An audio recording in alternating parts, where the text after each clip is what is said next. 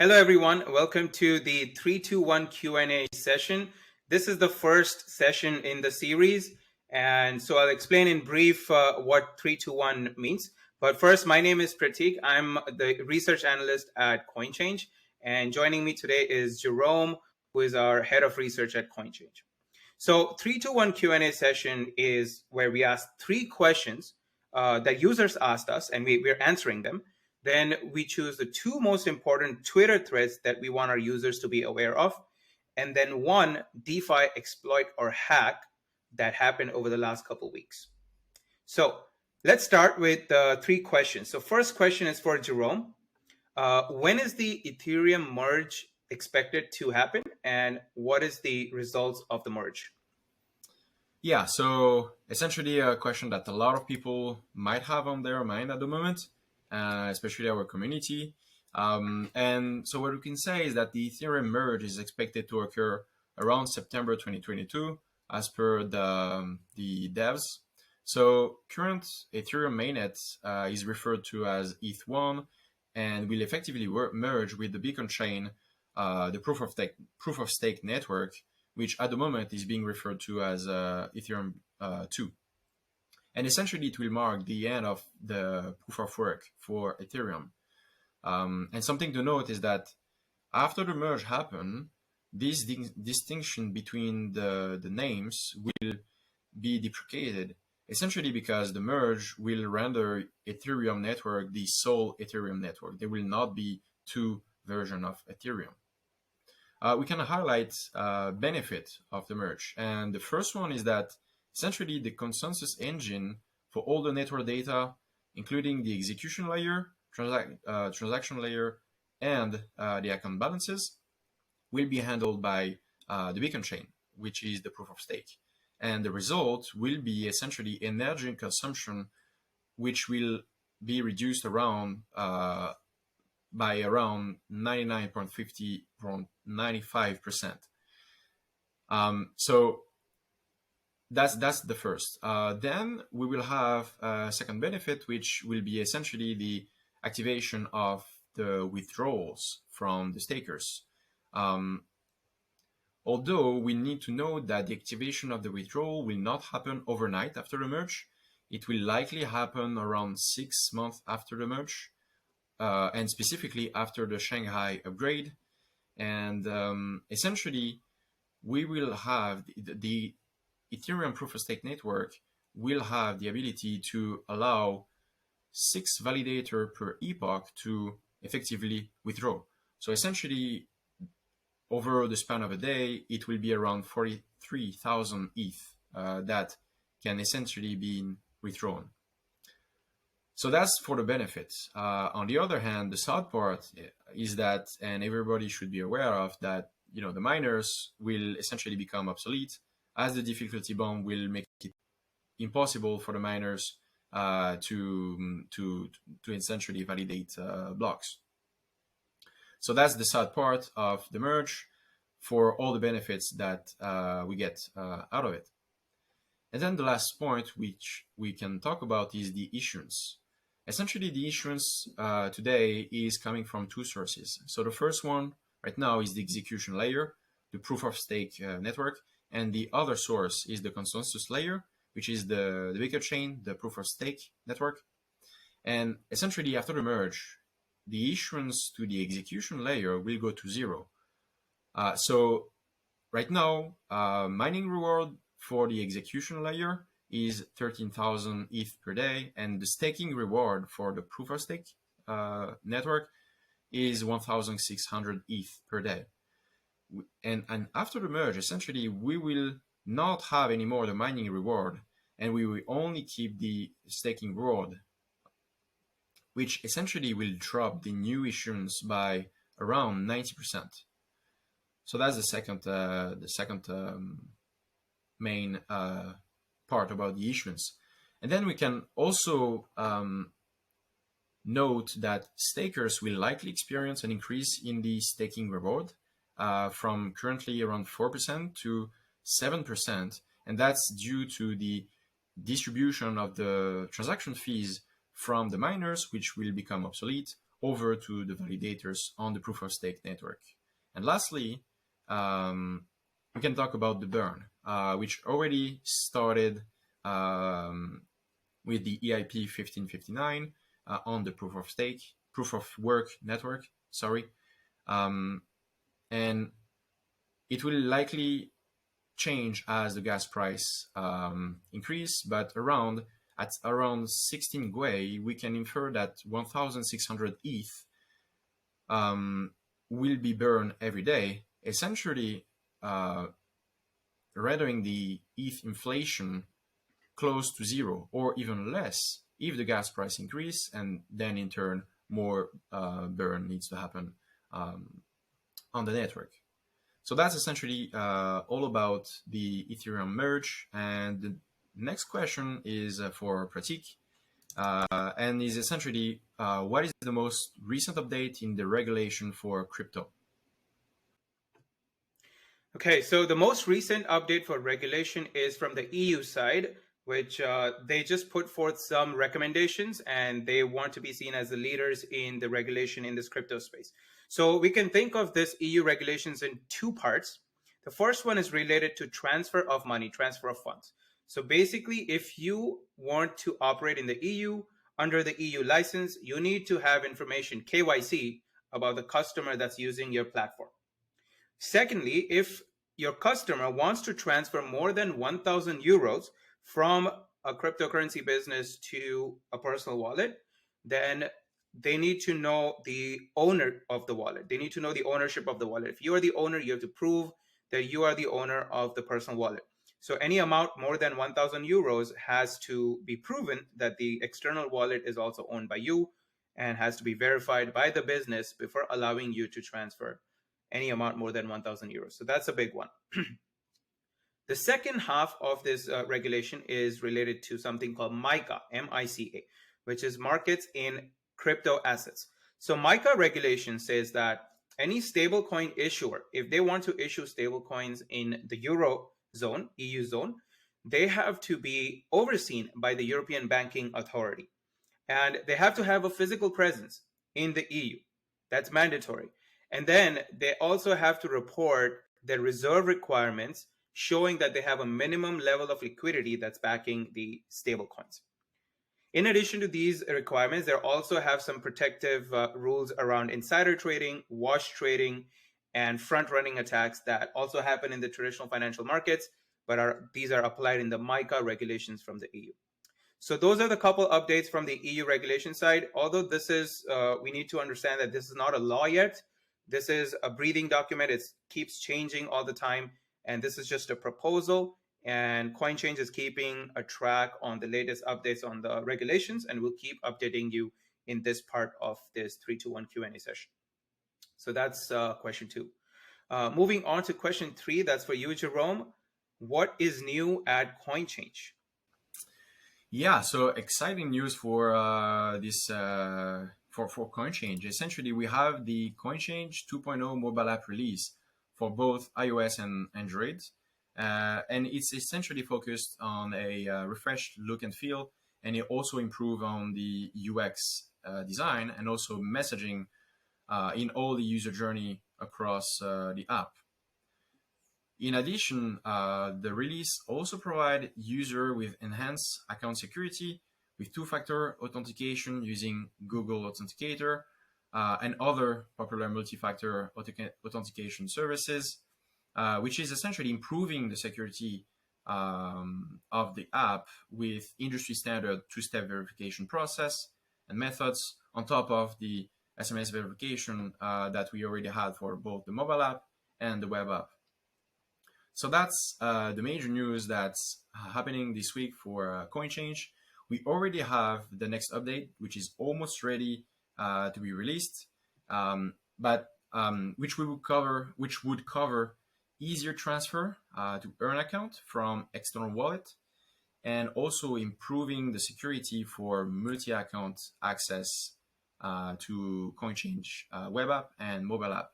So stay tuned for the next Q&A when we will give you more detail about it. Awesome.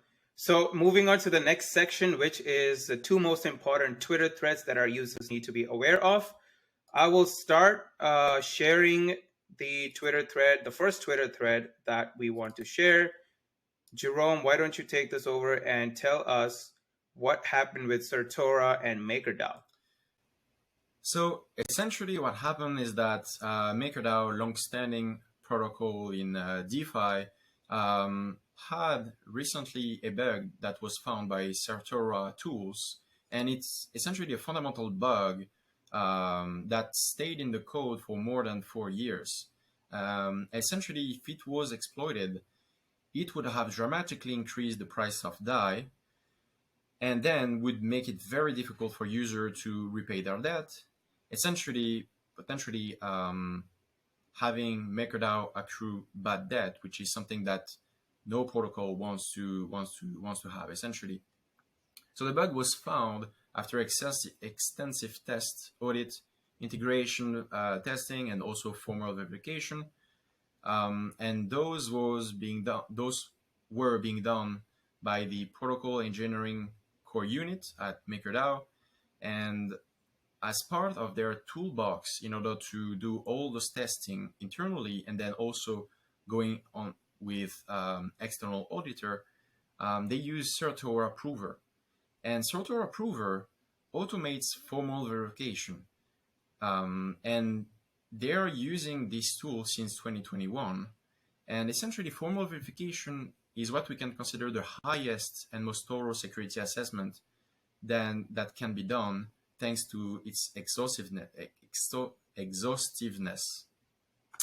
And essentially, funds were not at risk because the steps required to exploit the bug were mitigated in a way by MakerDAO. So what we can say, our take on that is this event is effectively showing that formal verification should be part of a holistic approach to smart contract safety. So that's first. It also highlights that even long-standing and battle-tested smart contract can still have bugs, and hence why audits and formal verification are not enough to essentially make a protocol secure. And what helped to mitigate a potential issue is the right implementation over the control of the protocol and the smart contract. So here I'm referring to multisig and time lock with adequate duration, which essentially MakerDAO had in place and was the main factor that rendered quasi impossible the bug to be exploited. So that's the first Twitter thread that we wanted to highlight this week. The next Twitter thread that I'll be sharing is about Uniswap. So that's over to Pratik. All right, so Uniswap, which we all know is a decentralized exchange, has now acquired an NFT marketplace aggregator. So this NFT marketplace aggregator called genie.xyz, it's not just a marketplace. So NFT marketplace is a website where you get a platform where you can buy and sell NFTs. NFT marketplace aggregator is a collection of all these websites so that you can get the best deal on your NFTs. So 1inch, think about 1inch for decentralized exchange trades. When you want to trade a token, 1inch gives you the best execution price amongst all the different decentralized exchanges in one place. Also, you can think about traditional area where we use Expedia for booking flights.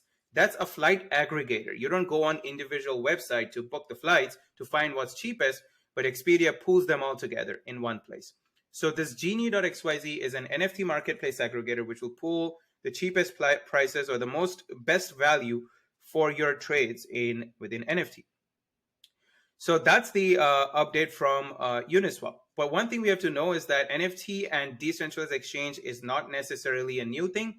We know PancakeSwap and SushiSwap, they've both announced NFT integration since last year, since September and July 2021.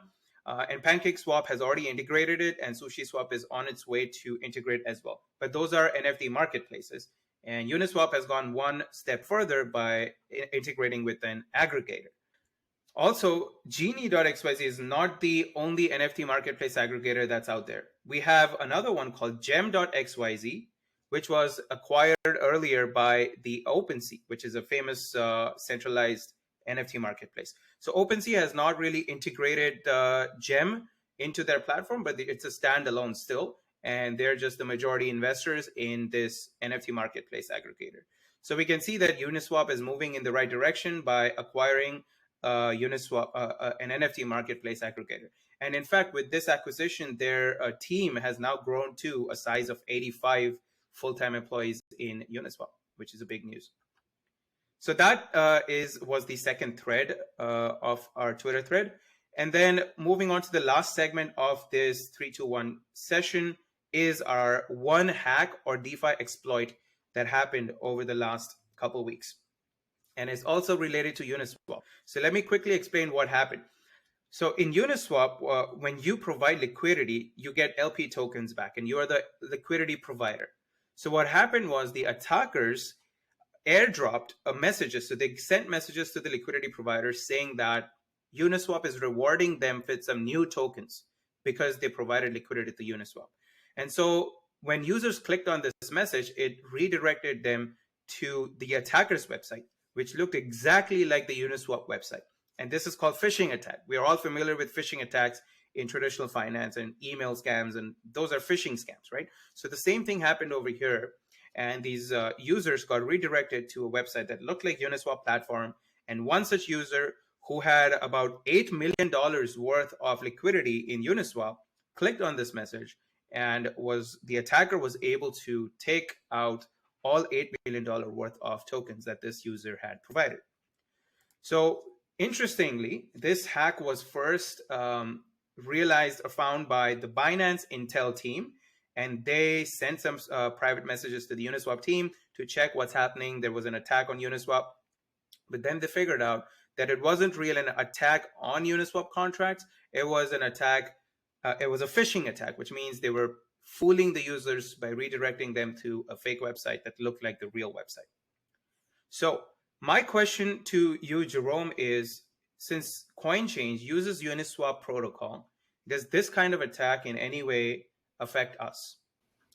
Yeah, that's definitely a great question, and I definitely think that it needs to be answered. So, like you mentioned, phishing attacks and scams are something that have been increasing over the past few years, especially when we are in a more digital society and economy than ever.